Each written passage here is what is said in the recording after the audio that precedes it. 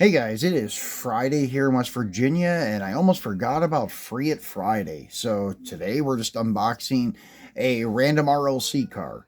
Got a couple more RLC cars I'm going to do for the next couple of weeks, and then we'll probably step it down a notch and start doing like M2, Green Light, Mini GT, and whatever else we can get our hands on. But today is one that's going to be a keeper from my collection. That's why we're cracking it open. This is the RLC 66 Supernova, the latest variant of this car. This thing, I absolutely love the look of this. It screams like 1980s street machine with the polished centerline style wheels, the candy blue, well, Spectre Flame paint, and then the graphics. The graphics definitely look like something straight from the 80s. So do the polished red line, or center lines. I want to say red lines because it's the Red Line Club. But anyways, the Will brand center line, they were very popular in the 80s because this is like the first time we started seeing pro street cars, back half tub cars on the street. They used to only be used for pro stock, and that was it. So this was like starting to be a trend in the mid 80s, seeing these back half cars come out on the streets. So this is a very cool variant of this car, and it was the affordable one that I could get right now. I used to have a lot of the variants, as you guys probably seen in my videos, but I've sold them, so now trying to rebuild, and this is the one variant that I found very appealing and affordable still yet. So you guys may want to try to pick this one up if you haven't already, because you can still get these for pretty reasonable price, almost what you would have paid directly from RLC. So let's get him out of the Protecta, and as you can see, it's got really cool card art. The wheels, though, are almost symbolize the like Chevy Stillies or Chevy Rallies, not really the center lines. But anyways, still cool card art. The card art looks more cartoonish than the car actually does. So pretty cool. So let's get him out and take a look at him. So this does have a write-up on the back of the card. I'm not going to... well, I guess we could go ahead and read it. What the hell? This is a 1966 Chevrolet Nova. It's the second generation of what was to become a staple in the Chevy fleet.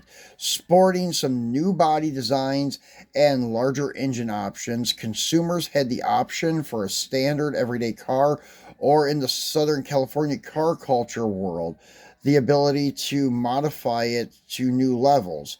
Hotwheels designer Larry Wood took the Nova and created the Supernova. Utilizing the 66 Nova body, Larry exposed the engine and added large drag slicks in the back, creating the aesthetics of a drag race car built for street driving. With race team blue Spectre Flame paint, this car looks as good cruising or racing from light to light as it does parked along Van Nuys Boulevard. So pretty cool write-up. So yeah, I always hesitate to read the write-ups because sometimes they're hard to read and sometimes they're really long. But this one wasn't too bad. So I've already cracked him open, as you can see. So I'm just going to flip the blister up here and pull this guy right out. Give you guys a close-up look at him. So, as I mentioned, it looks really good. We'll just zoom in a little bit. And I brought out my Christmas tree from Hot Wheels. This came with a mail-in promo from Europe, the Pass and Gasser mail-in. Do not have the Pass and Gasser anymore, but I did keep the plastic Hot Wheels drag racing tree, or Christmas tree in slang. So as you can see, it does have the Goodyear white lettered slicks, and these are like chromed, and they do resemble the center lines to a T, almost 100% spot on. Has detailed rain gutters or drip rail moldings, door handles, door locks, and as I said, this graphic on the side, the red, orange, and yellow with just like basic shapes, nothing radical. Screams like the mid to early 80s. Front end has that detailed blacked out grille with the little moon tank on the front and detailed headlights. Detailed big block Chevy with dual carbs on top of a huge supercharger. And then turning around to the back, you have the detailed parachute and detailed tail lights, and then the graphic continues along the rear part of the deck lid. Detailed interior, and it has a full cage in it. Just one bucket seat, as you can see, for the driver. No passenger seat, no rear seat. So it is gutted for racing. Does not have the street appeal. Chrome plated base and with minimal detail, and the big blocky straight axle mount area.